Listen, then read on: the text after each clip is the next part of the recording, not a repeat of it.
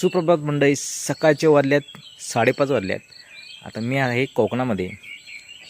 सुंदर अशी पहाट होत आहे. तर मंडळी, आता माझ्या आजूबाजूचा जो तुम्ही पाखरांचा जो किलबिलाट काही चालू आहे ना, सुंदर असा आवाज येतो आहे सगळीकडून. तर मी तुम्हाला तो पाखरांचा आवाज ऐकवतो.